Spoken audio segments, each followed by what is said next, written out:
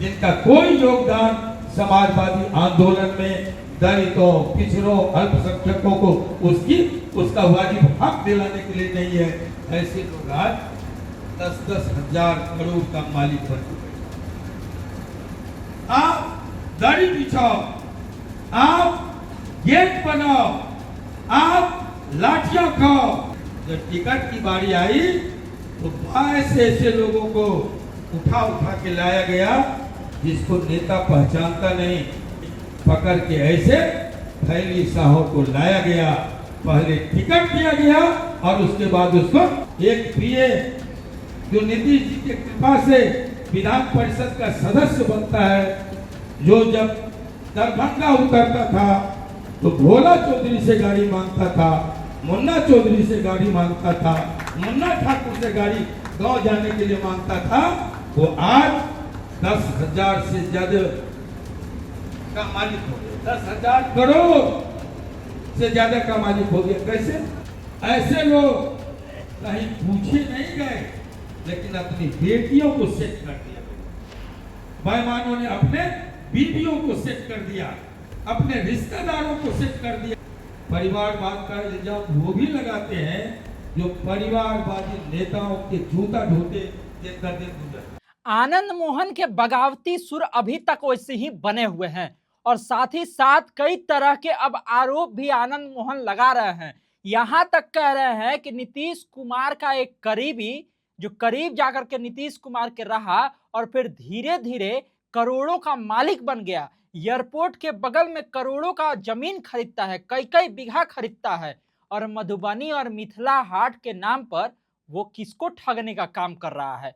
ये तमाम सारी बातें कहते हुए आनंद मोहन एक बार फिर से नजर आए हैं और ये भी कह रहे हैं कि देखिए किस तरह से जदयू के जो कार्यकर्ता है, नेता हैं, वो तो पोस्टर बैनर ही साटते रह जाएंगे, लाठी ही खाते रह जाएंगे और बाहर से आकर के कोई टिकट ले लेता है, मतलब कि पार्टी में शामिल होने से पहले टिकट ले लेता है।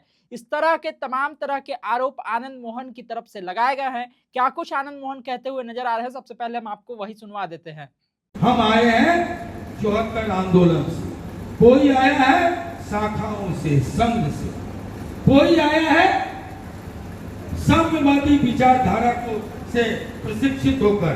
इन सब की तो बात समझ में आती है।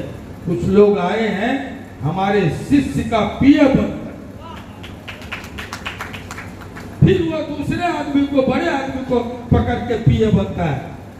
और एक पीए जो नीतीश जी की कृपा से विधान परिषद का सदस्य बनता है, जो जब दरभंगा उतरता था तो भोला चौधरी से गाड़ी मांगता था, मुन्ना चौधरी से गाड़ी मांगता था, मुन्ना ठाकुर से गाड़ी गांव जाने के लिए मांगता था, वो आज 10,000 से ज्यादा का मालिक हो गया, 10,000 करोड़ से ज्यादा का मालिक हो गया। कैसे?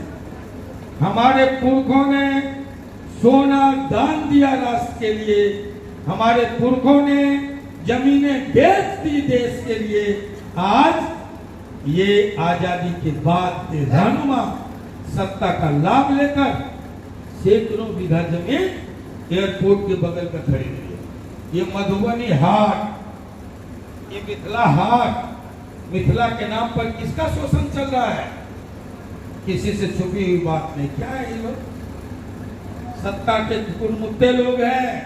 ऐसे लोग आज कुंडली मार के बैठ गए, जिनका कोई योगदान मुल्क की आजादी के लिए नहीं है, जिनका कोई योगदान लोकतंत्र की स्थापना के लिए नहीं है, जिनका कोई योगदान समाजवादी आंदोलन में दलितों, पिछड़ों, अल्पसंख्यकों को उसका वाजिब हक दिलाने के लिए नहीं है, ऐसे लोग आज 10-10 हजार करोड़ का मालिक बन चुके। जनता दल यू के साथियों, आप झंडा लेकर जिंदाबाद करो, आप दरी बिछाओ, आप गेट बनाओ, आप लाठियां खाओ, पार्टी के लिए, पार्टी के सिद्धांतों के लिए, नेता के लिए। लेकिन जब टिकट की बारी आई तो ऐसे लोगों को उठा के लाया गया जिसको नेता पहचानता नहीं, नेता के प्रति कोई वफादारी नहीं, पार्टी के प्रति कोई एक दिन का योगदान नहीं, एक क्षण का योगदान नहीं, पकड़ के ऐसे थैली साहों को लाया गया, पहले टिकट दिया गया और उसके बाद उसको बाद में जीतने पर मंत्री भी बनाया गया। दो बार थैलियां वसूली गई। नहीं, हम ये कह रहे थे कि पहले टिकट दिया गया और फिर उसको पार्टी का सदस्य बनाया। ये हुआ है कि नहीं?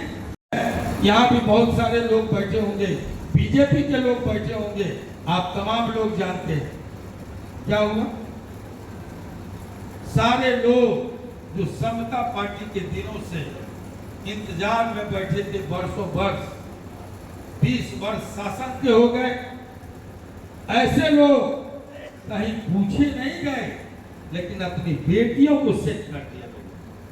बेईमानों ने अपने बीवियों को सेट कर दिया, अपने रिश्तेदारों को सेट कर दिया, और जिन लोगों ने अपने रिश्तेदारों, बीवियों और बेटियों को सेट किया, वो आनंद मोहन पर परिवारवाद का इल्जाम लगाया।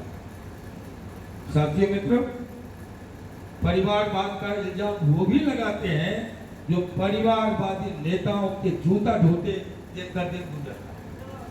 वो भी आनंद मोहन पर परिवारवाद का ठिकरा फोड़ता है। साथियों मित्रों, परिवारवाद क्या है? मैं डंके के चोट पर कई मंचों से कह चुका हूं, परिवारवाद है कि अपने अकलूल, बकलूल, ढकलूल, घुसखोर संतति को आप पावर और पैसे के दम पर सेट कर दीजिए, वो है परिवारवाद। आनंद मोहन जेल में था, आनंद मोहन परिवारवाद नहीं चलाता। आनंद मोहन का परिवारवाद वही परिवारवाद है जो महाराणा प्रताप का परिवारवाद है। बप्पा रावल लड़ा, राणा कुंभा लड़ा, बप्पा रावल लड़ा, उदय सिंह जी लड़े, महाराणा प्रताप लड़े, और महाराणा प्रताप के बाद उनका बेटा अमर सिंह, दादा राम बहादुर बाबू लड़े, जंग बहादुर बाबू लड़े, राम नारायण बाबू लड़े, पद्मानंद सिंह ब्रह्मचारी जी लड़े, सजदानंद सिंह मेरे पिताजी लड़े, आनंद मोहन लड़ा, और वैशाली की धरती पर छोटी ताकत से लवली आनंद ने बड़ी जंगल राज को शिकस्त दिया। और जब जेल में था तो हमारी विरासत छीन के ले आया चेतन आनंद। ये संघर्ष का विरासत, ये संघर्षवाद है, ये परिवारवाद नहीं है। परिवारवाद तो वो है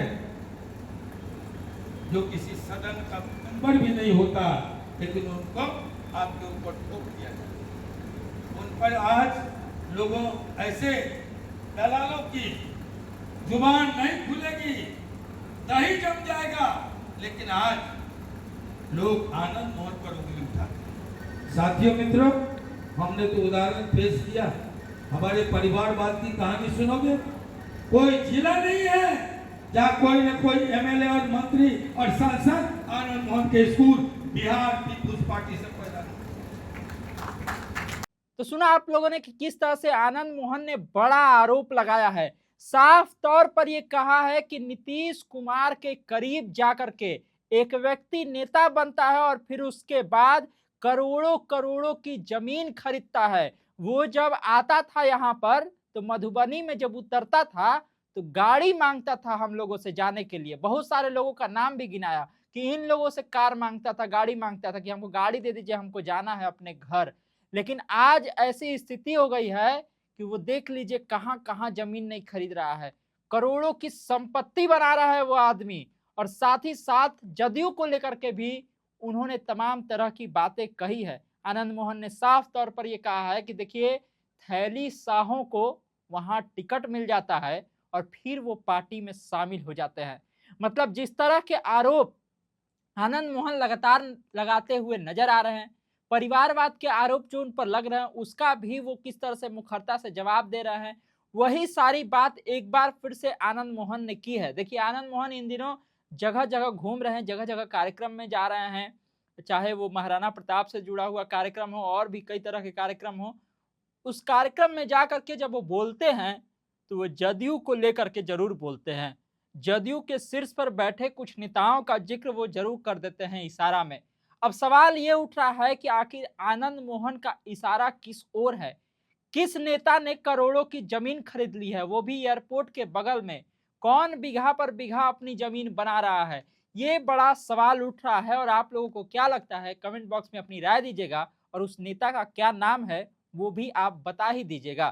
तमाम सारे अपडेट के लिए आप इस तरह खबर पॉइंट से जुड़े रहिए। यूट्यूब पर देख रहे हमारे चैनल को सब्सक्राइब कर लीजिए, फेसबुक पेज को लाइक कर लीजिए। धन्यवाद, नमस्कार।